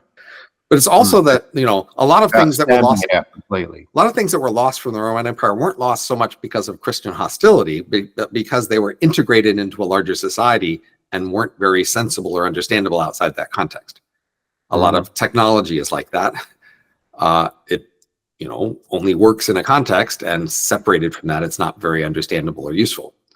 So that is a basic problem of the collapse of civilizations, is how to preserve something. You need to make it less dependent on the rest of the civilization, factor it out, pull it out from other things. And the kind of technologies that people continued to use at the end of the Roman Empire were simpler, more separable technologies that you could recreate with very low tech, etc. So in the scenario where you accept the collapse of our civilization, yes, if you want to think about the future, the main question is, what can we do today that would be the sort of thing they would want to keep, to make them speed up so that they don't have to rediscover things that they could just inherit what we figured out. And one issue would be to keep it low tech and simple. Like modern AI technology, at least of the form it is today, is not a good candidate here. It requires enormous, large infrastructure and systems to do. Right. Yes. Right? And then, well, methodologies like the scientific method might be very useful. If they completely forgot that, then rediscovered it. Ancient stuff. I think you'll want to separate those things from our ideologies. So I think, for example, a lot of social science or even humanities science will be at risk if they think they are infected with atheistic attitudes, or attitudes that are pleasure-oriented or decadent, etc. They might wholesale reject aspects of our intellectual world that seem to be infected by values they disliked. And we can know what those are maybe for today's Heredom and Amish, but what they will be in 2 centuries or 3 is much harder to predict, and that makes it much harder to figure out how you can pass something on to them that they would not fear being infected by. Do you think, can you imagine a future civilization be scared by something like science or the scientific method? Would be frightening. I think if it had been clearly applied to something they disliked, and it was seen as the justification for something they disliked, they might well. So for then they'd need to, then that would need to be preserved. They'd need to say the reason for the previous civilizational collapse was because of science, and here's why. And so the encoding of the why would need then to be preserved, wouldn't it? I mean, at the moment, they don't have to give very elaborate justifications. When the Amish decide which technologies to use, they don't have to do long white papers justifying it. They just have to have a sense that that would be risky and they want to keep it away. So, I mean, in our world today, they, in their small businesses, they are happy to use machines that, they buy from elsewhere, as long as they don't need much training to learn how to use those machines, because they don't have to want to send people off to be trained and then mix up with other people. That's why they don't want them to use the internet or email so much, because they're afraid of the mixing in the larger culture, or cell phones, or even cars. The main reason they don't use cars is because with cars you can go farther and mix with more people. So they are very attentive to worrying about that mixing, and same for the Heredom. And so very insular, fertile subcultures are going to be in this long-term habit of having resisted outside influence and keeping themselves insular. And then it matters how they define that in their minds. Like, what is the package of things in their minds that's the risky package that they want to stay away from? And things you think might be valuable could be mixed up in that package, but they can't see it. And they're just going to keep a whole package away because the package looks scary.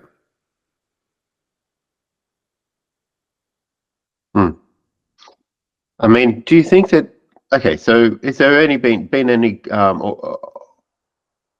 mean, it seems as though even the Amish, like you may say that the Amish are insular, but a lot of people drift out of the Amish culture into They lose about 7% per generation. Yeah, right. That's a So lot. well, I mean, okay, but they keep 93%, so they're growing rapidly on the basis of that.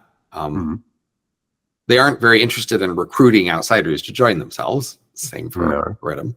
But this is, again, this is a long-term problem to think about, but there aren't very many good answers here. So that's the main thing to say. This is kind of discouraging. Not only is it discouraging to have to admit that all those culture people were right, and there is important things to think about in culture, it's discouraging to not have a solution very easy. The solution, none of the solutions look very attractive here.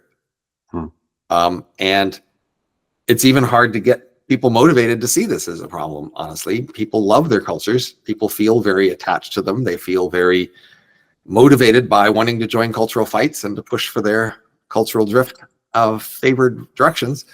Well, okay, so of the salient functions of culture that we can see, do we see them all? Do you think we're aware of all the salient function of culture that is useful for innovation, that is useful for preservation?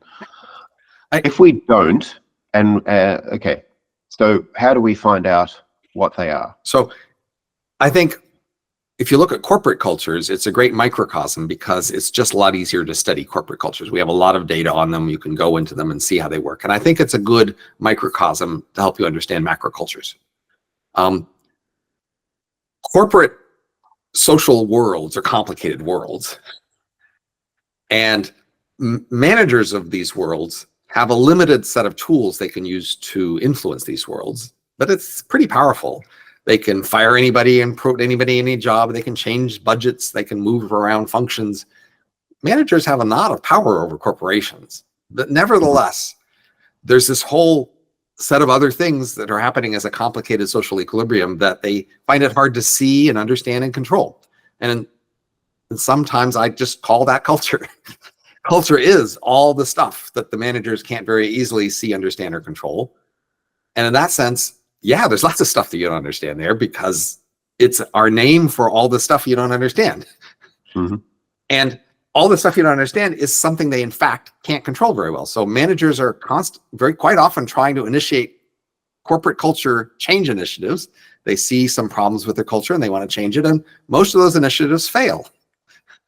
And in fact, on average, corporate cultures just drift into dysfunction, and it's selection that mainly fix that. That's why corporations just tend to die over time. Their cultures drift into dysfunction, into maladaptation. And even with all the powers and incentives that CEOs have, they can't typically fix that. That should be a warning about our macrocultures.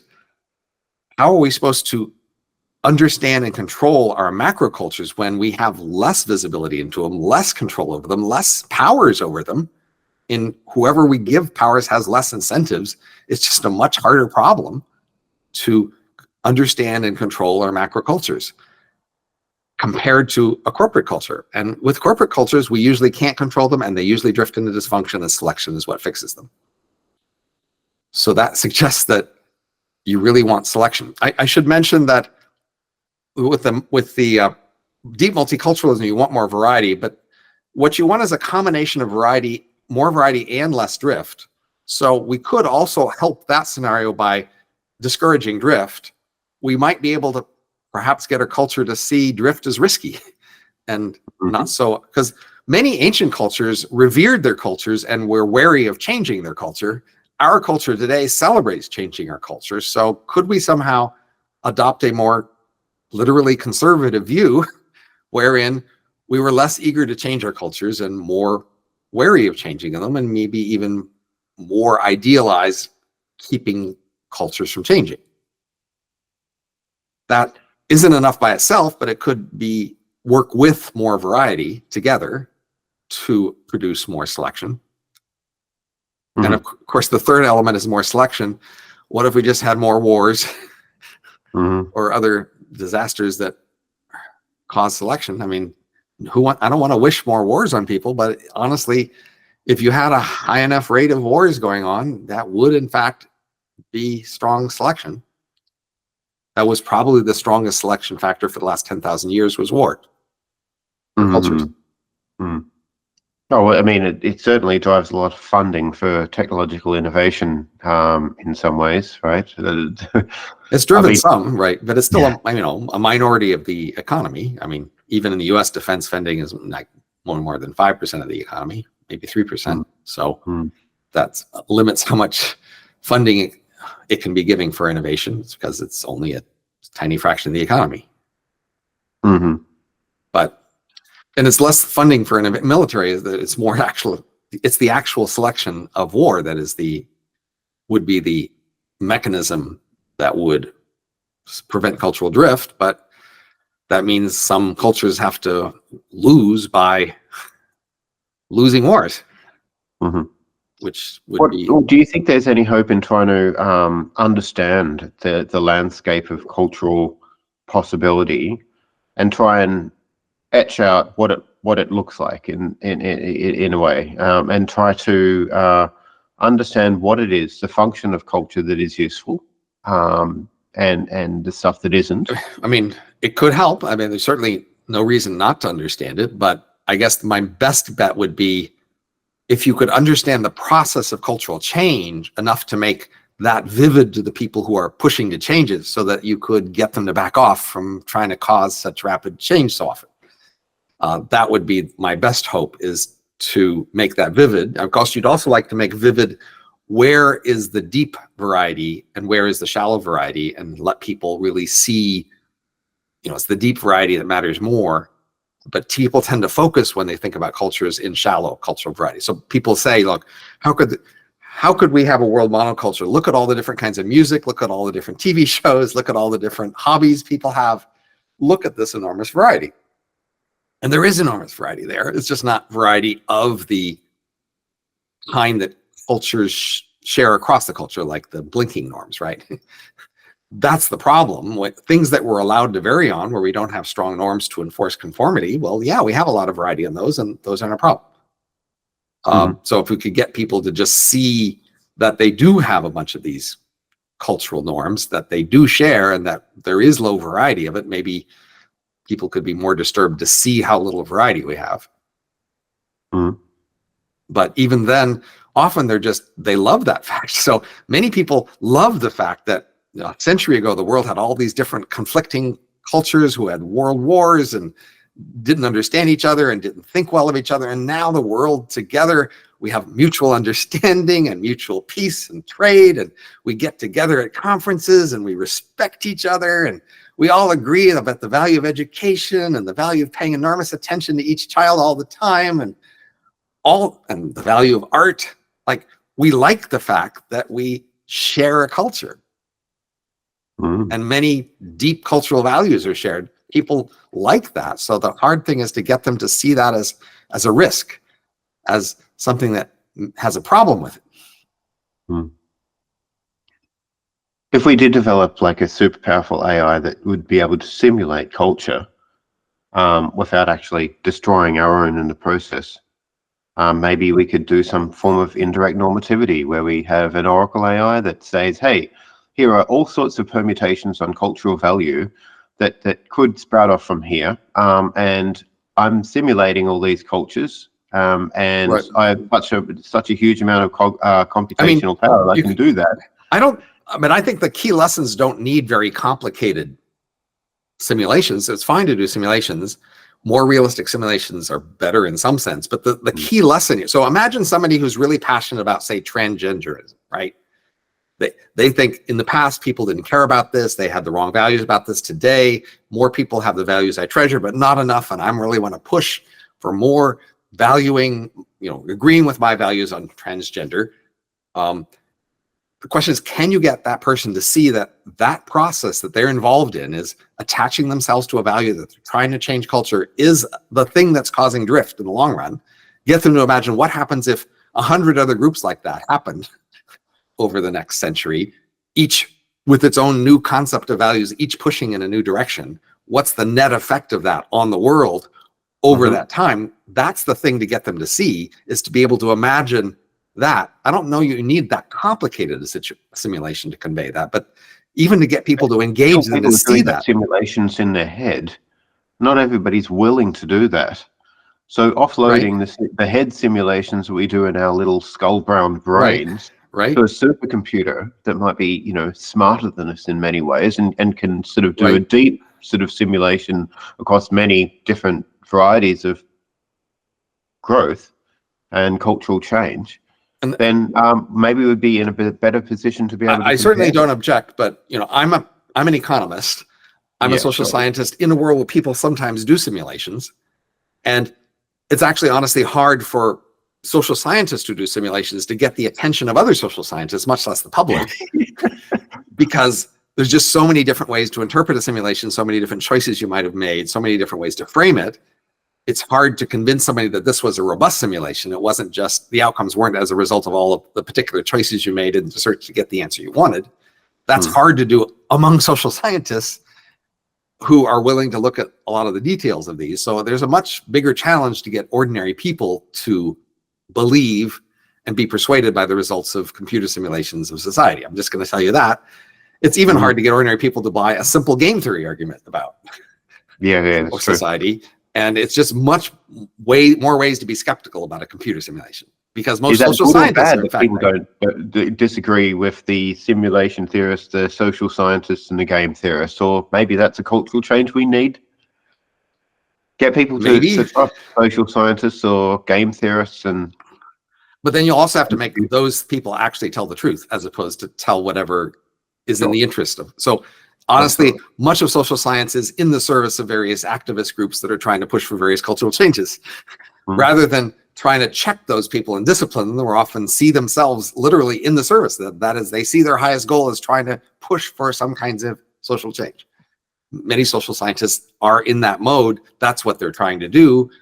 So getting even social scientists to be wary of that and to understand this risk of cultural drift is a big challenge.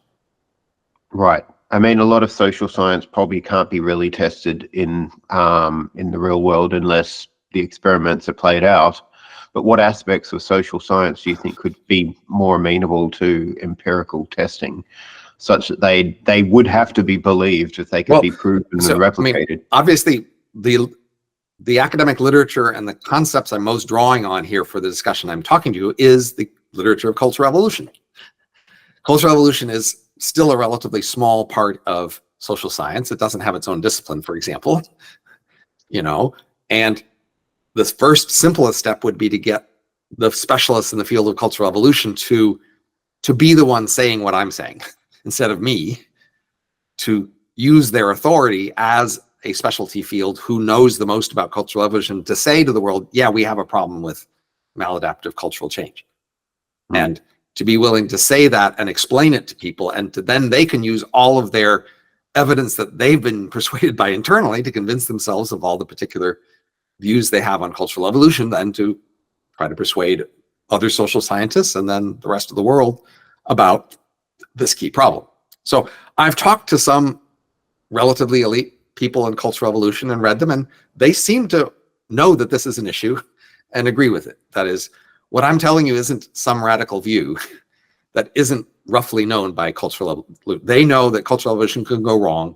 They know that there are, in fact, signs that cultural evolution has been going wrong lately.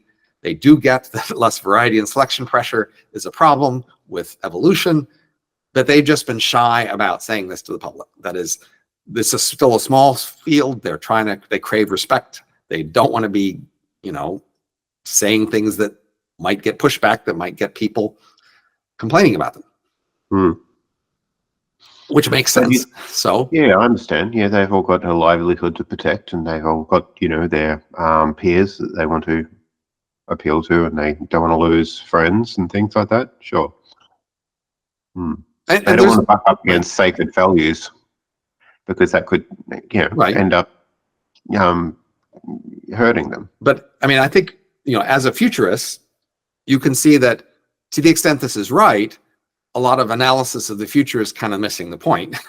If this is actually a key dynamic that's likely to play out, then it's going to delay and sidetrack many other futurist visions of, you know, what we will be doing and accomplish in the next century or so. There's an aspect of this that just doesn't sit right with me, and that is this sort of big unknownness, this big cloud, this obscurity. This, you must trust selection pressures, but for things that you just don't understand. But my default sort of means of sort of solving that is to try and understand what you don't understand. Do you think there's just a sort of just aspects of all this that we'll never ever be able to understand, like this? So here's the dynamics of cultural drift and the dynamics of cultural change. You think there's just pieces of it just we'll never understand? We'll always have to trust the selection pressure. I think we might well understand enough details of culture to talk sensibly about how you might design culture if you were allowed to be functional. That's not crazy. But the question is, who will ever let you do that? Design culture. That is, so one view of history is that humans first evolved reason and then we evolved culture. And under that view, culture is something we only ever do when it makes sense, because we use reason to figure out when to, say, copy somebody else's behavior. Under that view, culture couldn't be going off the rails because cultural changes are all produced by reason applied to some complicated context where we then figure out who to copy, how, and what to change. So if our major world cultural changes were primarily due to reason, because reason was the underlying mechanism people had and culture was just a way reason was expressed, then we wouldn't be having a problem here. The view of the cultural evolution people is not that. The view is that reason was developed after culture. Culture made reason. We first have this underlying mechanism for copying and doing behavior, and then we figured out that reason was a nice behavior to copy, and we figured out ways to use it and when, but we didn't let it replace all of culture and take it over. It was something we used in certain times and places. And as you may know, we often use reason to justify things, but not to choose things. So it shows that reason actually has a relatively limited application in our world. Although we try to pretend like we apply it we more try widely and than we do. temper that with like empirical studies. I mean, if something's a bad study, we have meta science and like right, but that's all using reason. I'm including all of that in reason. Looking at data and analyzing data and drawing conclusions is all reason. But I mean, there's been junk science which has been subsequently thrown out. Sure. Because the methodology was bad.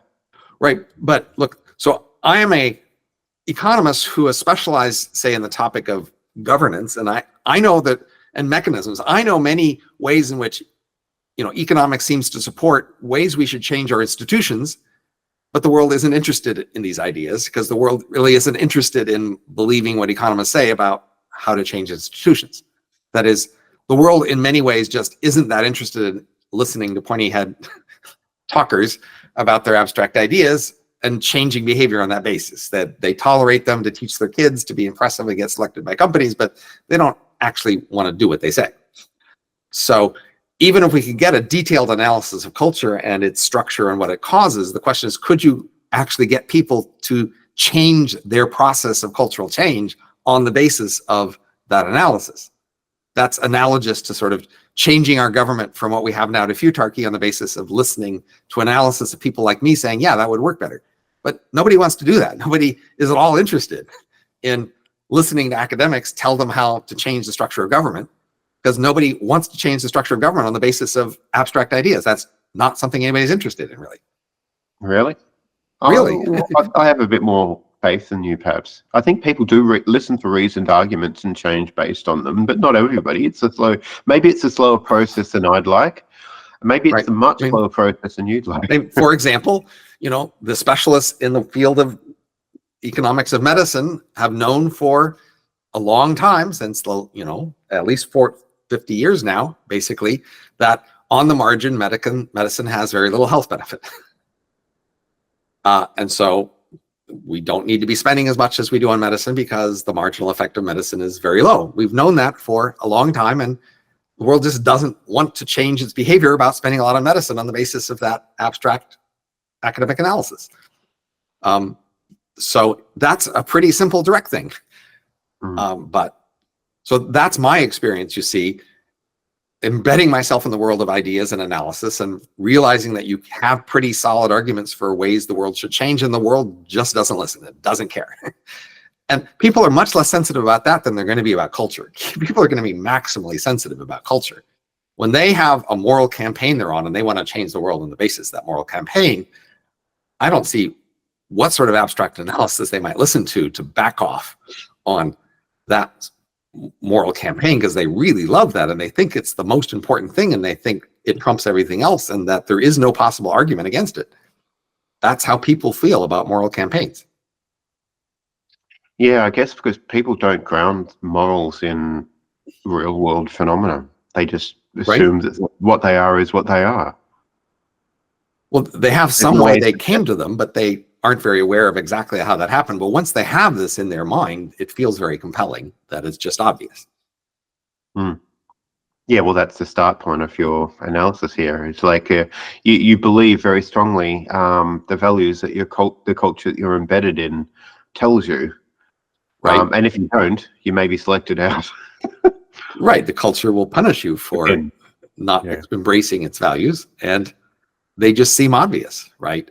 I mean, but the thing is, what you did is you copied the values of the prestigious people in your culture, the high status people. That's the most fundamental thing. And then when high status people said it should change, then you copied them too. You didn't. I mean, it's amazing. You don't just stick with the culture you were taught when you were young. You're willing to change the culture you taught when you were young on the basis of the prestigious people in your culture telling you it should change. Unusually, as prestigious people are telling you to change because it's in their interest. Or they're just doing the same thing. They're following the same cultural strategy as you are, right? Because at some point there was somebody else who was prestigious and they're copying them. Again, the fundamental mechanism of culture is copying success. And the simplest unconditional strategy is just whoever is high status, you copy them. And yeah, I mean, like, is it? I mean, it's becoming more high status to be able to change based on new evidence and change based on, scientific findings and all those sorts of things. And that's a good sign in a sense that, like, part of what's popular is the ability to change based on evidence. But people almost never want to change their values on the basis of that evidence. They only want to change their beliefs in facts and what actions have what consequences. Well, I hope not. I hope that gets better, right? I hope that the question is, do we actually have an argument for it? So look, I can give you realist, I'd say yes. So, I mean, the key thing is this cultural analysis and evolutionary analysis will basically tell you what will survive and what will exist in the future. And then people often say, but I value this and I don't care if we exist in the future. So many people, when they see the conflict between our current cultural values and the fact that our civilization might decline and be replaced by the others, they say, fine, let's be replaced. It's more important that we stay true to our values than that we prevent our civilization declining and being replaced. Right. And they take the rest of civilization down with them. Okay, that would be scary. that is the most common stance here. Within the culture, select out that kind of way of thinking. We don't want to. It's very common. I've heard it many times. Selected out because of that way of thinking. I think you more have to convince people that there's a modest amount of.